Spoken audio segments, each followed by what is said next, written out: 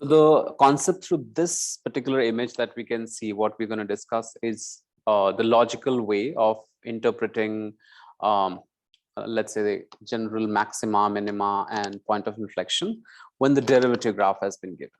So when you're looking at the simple derivative curve, for example, here, if you look at in the question, they have given us a derivative graph, and what they're expecting is that you have to identify which one is a minimum point, which one is a maximum point, and which one is a point of inflection. So the general mistake that the students you all do is that you are treating this as original function because you misread it. So many of the students get this response as this is max point and this is min point, and somewhere like you mark as this as point of inflection or something because you think that this is original curve. So the problem that is coming because you're misreading this particular curve. Now as a general logic is that whenever you're learning the concept of maximum, minimum, and point of inflection, wherever there is a maximum or minimum. Now, for example, this is, let's say, here is a simple curve that we're talking about. Now at this point, now let's say this is the original curve. Now wherever there's original function and at maximum your derivative is 0. So generally what you interpreted, like wherever your derivative is 0, that can be a possible maximum or minimum. So when you're looking here, there are 3 points where your derivative is 0. Now the first point that you can clearly see is this out here. This is the second point out here, and this is the third point out here. So out of these, which one is maximum and which one is minimum?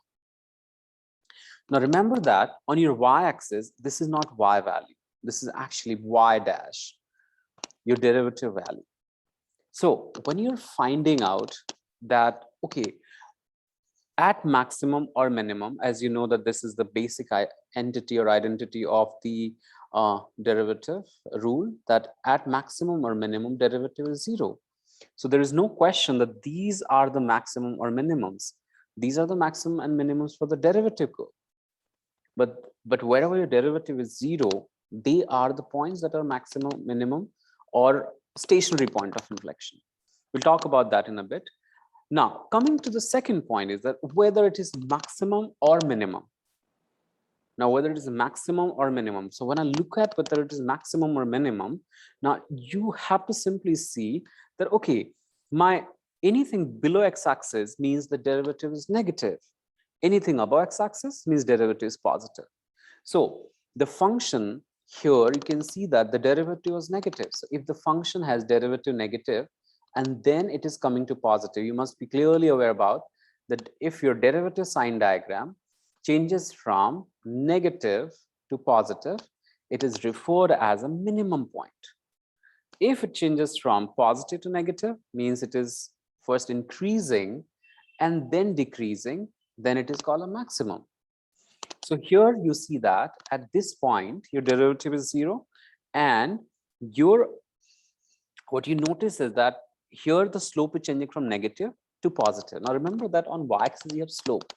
So it's like reading the positive y value, negative y value. Same with reading positive derivative, negative derivative. So here, don't look at the slope of slope curve. Then you'll be looking at double derivative. So here, the important thing is that you need to understand that this thing that you have got. Now, would like to highlight here quickly is that from this circle, the first circle here until here, you could see the derivative is positive. So in this entire reason, the function is actually increasing. Here it is decreasing, and so in between this to this, the entire function is decreasing. So you'll see the slope is negative. So logically speaking, if we have to interpret it, remember that some of the key terminologies is like, okay, if my derivative is positive, let's say if derivative is positive, if dy by dx is more than 0, the function is increasing. So it is increasing, means this kind of slope or this kind of slope. If it is derivative is negative, so dy by dx is negative, so it means that it is decreasing. So it is like, it is here something like this. It has got like negative slope like this or like this.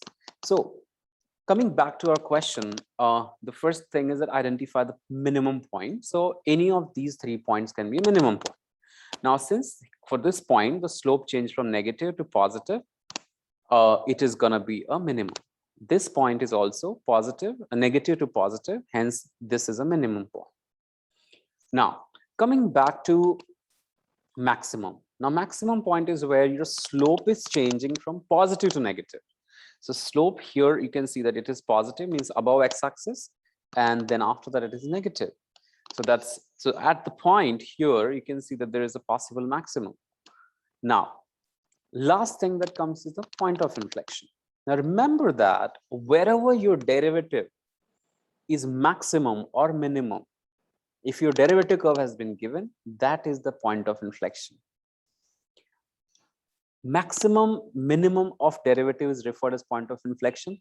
The reason is that actual definition is, okay, we know that point of inflection is actually where your concavity change. Now, when you look at the concavity changing, okay, from here, it is concave down, let's say for derivative curve, concave down, and then after this point, it becomes concave up. So I'm just talking about derivative. Here, this is like a point of inflection for the original curve. Here, this point might be point of inflection for derivative function. But actually, the point of inflection is where the rate of change is maximum or minimum. That is referred as a point of inflection. So there are two possible point of inflections here. That is this point and this point.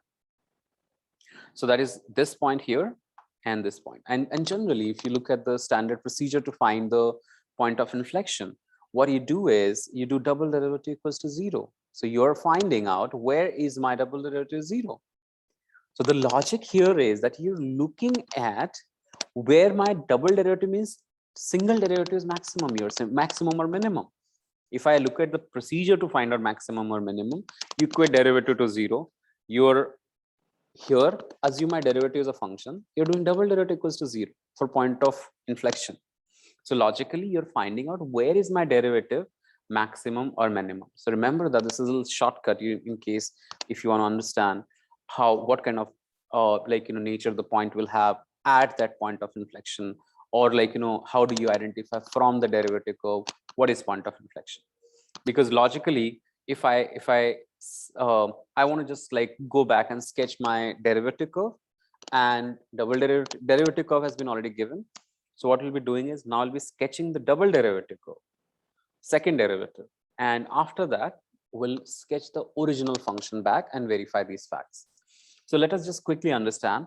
Here you have this point is maximum. So now I'm going to sketch the double derivative curve on here. Now double derivative curve, if you see here, is basically these are the critical points where you can see the derivative is 0. So these are the points where your double derivative curve will cross. Now you can see here the slope was positive, here the slope is negative, here the slope is positive. So if you have to look at the sign diagram of double derivative, simply you can look at is if I just draw it. So around, let's say this is, if I take this as point A, this as point B here. So positive, negative, and positive. So positive, negative, and positive. So when you logically look at this particular concept here, simple is double derivative is positive. It means that my curve is above x-axis. So curve above x-axis, from above x-axis come to 0 and then turn back, and because double derivative curve has to pass through this. So this is here my double derivative curve. So you can clearly see that there are 2 points where double derivative is coming 0, and that's where you have possible point of inflection. And also, since you know that double derivative tells us concavity, okay, so if double derivative is positive, it is concave up. Double derivative is negative, it is concave down. So now we will be using these conditions to figure out a general possible curve for us. Okay, so now at this point, we can see that there is a minimum point. So at this point, there is a minimum. Until this point, the curve is concave up. So it's like concave up.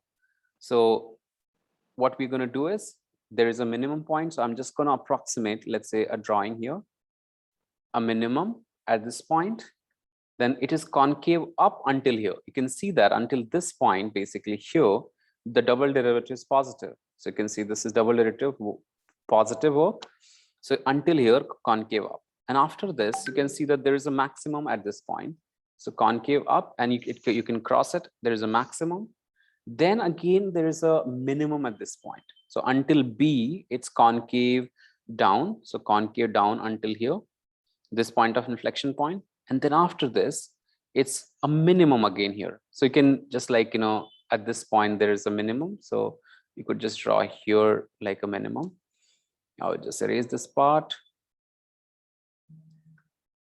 Yeah.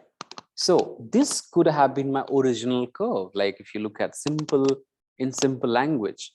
So remember that your basics about concavity, your basics about increasing, decreasing function, they all get tested when you're given a derivative curve. They might not get tested when there is a original function. So this needs to be crystal clear.